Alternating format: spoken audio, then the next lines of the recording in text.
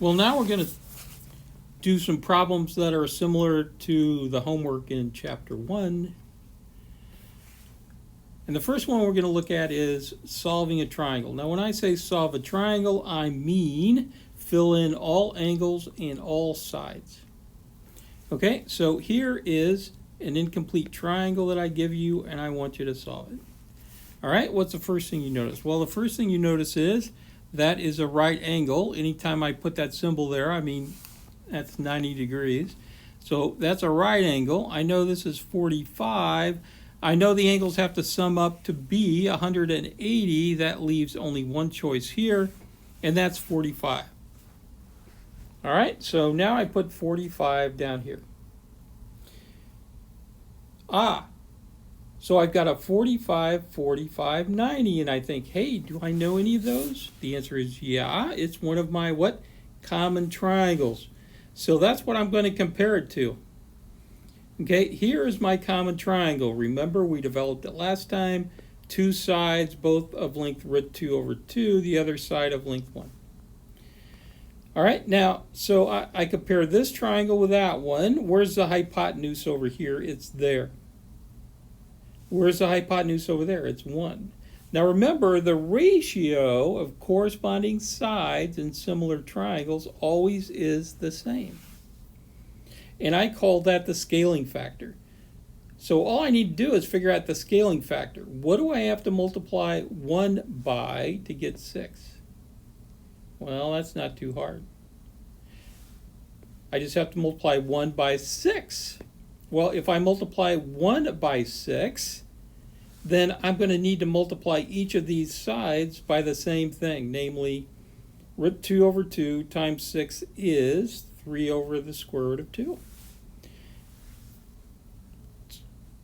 And those are the corresponding sides, the sides corresponding to √2/2. So there you have it. I have solved this triangle. Why? Because I've put in all side values and all angle values. Easy enough. Now let's look at example 2. I want to solve this triangle. You'll notice that all of these triangles that you have to quote unquote solve, that is find all angles and sides, are going to be similar to one of our two common triangles. All right, so what do? I look at this and I want to solve that. Well, this is 90 and this is 60. They have to add up to be 180. That means this is 30. All right, so if that's 30, then I'll put that in down here. That's 30. Hence, I have a what? 30, 60, 90. Well, I know a 30, 60, 90. It's one of my common triangles. And here it is, the one that has a hypotenuse of 1. So hypotenuse 1, one side square root of 3/2, and the other side 1/2, right?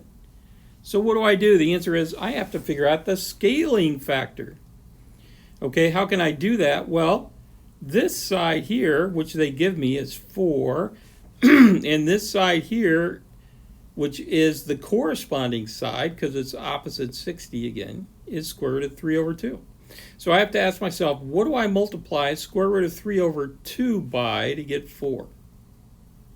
Well, there's my little equation. Square root of 3/2 times the thing I'm interested in, my scaling factor, has to be 4.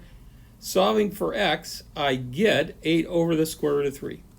Now, at this point, it's probably a good idea for me to tell you, you might ask, do we always have to rationalize the denominator? And the answer is no. You did back in high school so that you would have that skill, but now I do not require you to rationalize the denominator. You can just leave it like that. All right, so I've decided I have a scaling factor of 8 over the square root of 3. That means each of these I multiply by this to get my resultant. So when I do that, of course, 1 times 8 over the square root of 3 is 8 over the square root of 3. 1/2, well, 1/2 times 8 over the square root of 3 is 4 over the square root of 3. So that's this corresponding side over here. And the last one I already know, but I'm just kind of checking. The square root of 3 over 2 times my scaling factor, 8 over the square root of 3, should give me a value of 4, because that's how I found it. Does it? Root 3 over 2 times 8 over root 3. Root 3's cancel. 8 divided by 2 is 4, sure enough. All right, so that's the way one solves triangles. Now, what if it's not one of the common triangles, but it is a right triangle? A right triangle means I've got an angle of 90 degrees. Well, the answer is I cannot solve it completely, but I can tell you what the side lengths are. And when I say I cannot solve it completely, I mean with an exact value necessarily for the angles. I can get close enough for government work by using my handy dandy pocket plug and chug, but that just gives me an approximation. Well, so I don't ask you to solve it. I ask you to what? Fill in all sides. So I'm just interested in you writing down the sides. Don't give me these angles, because this isn't going to be a triangle similar to one of the common ones. All right, well, the bottom line is easy enough. I have the Pythagorean theorem, which says what? If I call the unknown side a, then a squared add 2 squared is 5 squared. 5 is the hypotenuse opposite 90 degrees. So I get a squared add 2 squared is 5 squared. A squared is what? 25 subtract 4, that's 21. Algebraically, a is plus or minus the square root of 21. But remember, a is a length, and what did I say? There are no negative lengths.